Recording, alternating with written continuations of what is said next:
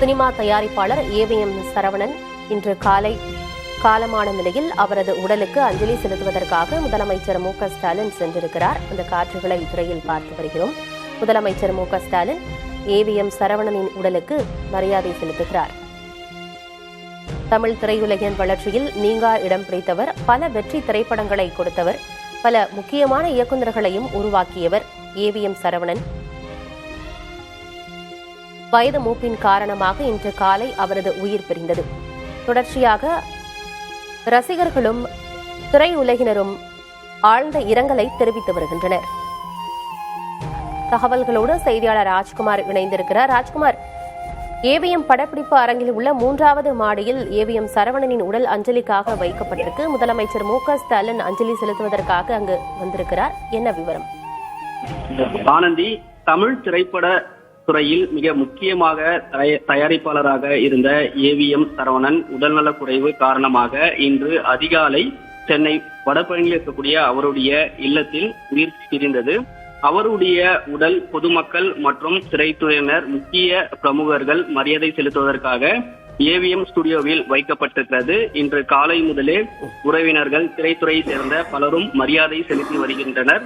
சற்று நேரத்திற்கு முன்னதாக தமிழக முதலமைச்சர் மு க ஸ்டாலின் மற்றும் உடன் அமைச்சர் மா சுப்பிரமணியன் உள்ளிட்டவர்கள் ஏவிஎம் சரவணன் உடலுக்கு நேரடியாக மரியாதை செலுத்தி வருகிறார்கள். அந்த காட்சிகளை நாம் பார்த்து கொண்டிருக்கிறோம். தொடர்ந்து திரைப்படத்துறையில் இருக்கக்கூடிய மிக முக்கிய திரைப்பட நடிகர்கள், அதே போன்று இயக்குநர்கள் உள்ளிட்டவர்கள் மரியாதை செலுத்த இருக்கிறார்கள். அதற்கான ஏற்பாடுகள் இங்கு செய்யப்பட்டிருக்கிறது.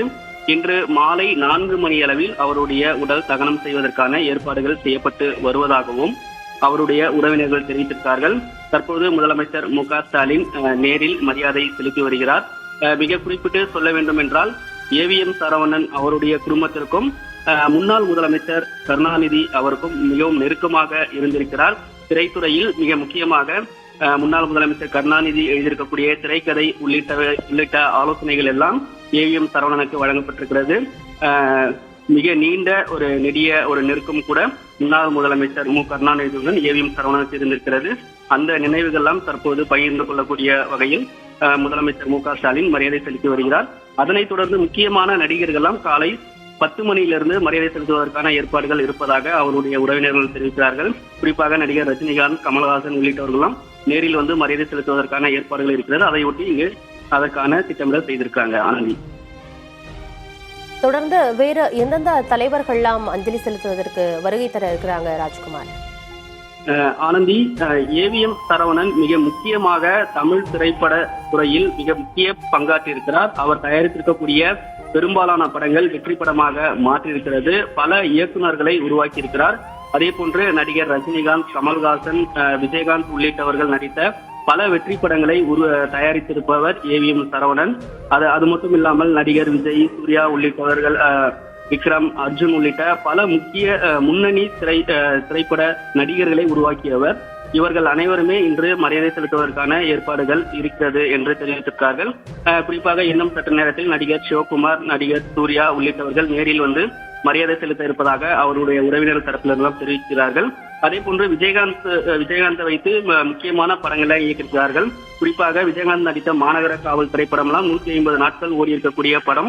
எனவே பிரேமலதா விஜயகாந்த் நேரில் வந்து மரியாதை செலுத்துவதற்கான வாய்ப்புகள் இருப்பதாகவும் உறவினர் தெரிவித்திருக்கிறார்கள். எனவே திரைத்துறையை சேர்ந்த பலரும் இன்று வந்து மரியாதை செலுத்துவதற்கான ஏற்பாடுகள் இருக்கிறது.